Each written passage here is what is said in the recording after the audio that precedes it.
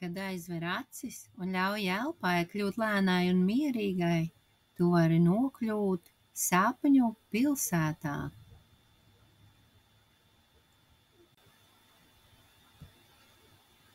Miķels un Matīs ir veiksmīgi izturējuši visus pārbaudījumus, un sapņu sargs viņiem saka: tagad jums ir iespēja radīt savu zvaigžņu gleznu.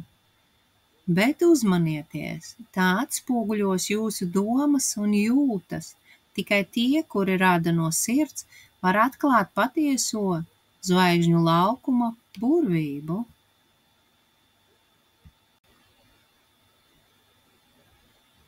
Pēkšņi viņu priekšā izplešas liels debesu audekls, kas izskatās kā spīdoša ūdens virsma. Viņi pieskarās tām ar pirkstu galiem, un pirkstu gali sāk atstāt mirdzošas pēdas gleznā.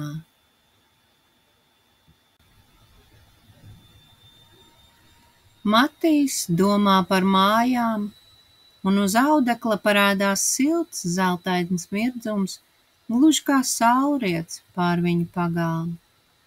Miķels aizver acis, iztēlojas sapņu vilcieniņu, kurā viņi ir vizinājušies uz sapņu pilsētu. Uz audekla uzipsnī sudrabaini ceļi caur zvaigznēm. Jo vairāk viņi ļaujas iztēlei, jo plašāk kļūst viņu glezna, tajā parādās mirdzoši koki, spīdoši tilti. Katrs viņu pieskāriens rada jaunu zvaigzni, līdz beidzot viss audekls pārtop par debesīm, kas pilnas ar viņu pašu radītām zvaigznēm. Tād sapņu sargs saka: jūsu glezna ir gatava.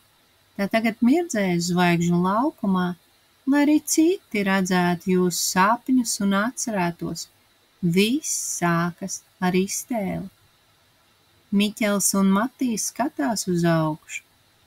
Viņu zvaigžņu glezna nu mirdz debesīs. Viņi ir radījuši savu stāstu, kas nekad neizzudīs.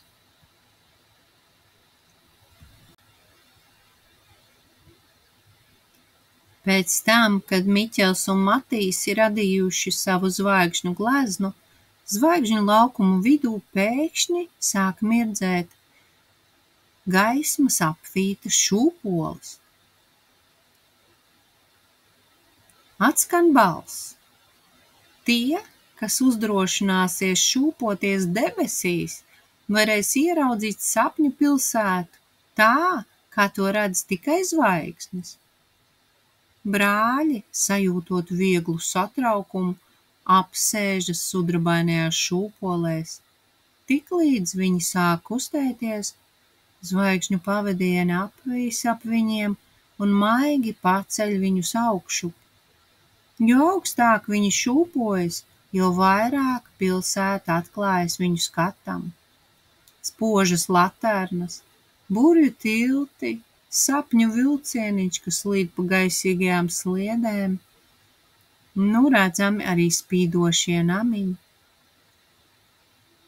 Kad viņi sasniedz visaugstāko punktu, debesīs atveras zvaigžņotas durvis, kas ved uz vēl neiepazītu sapņu pilsētas daļu. Ko viņi tur atradīs,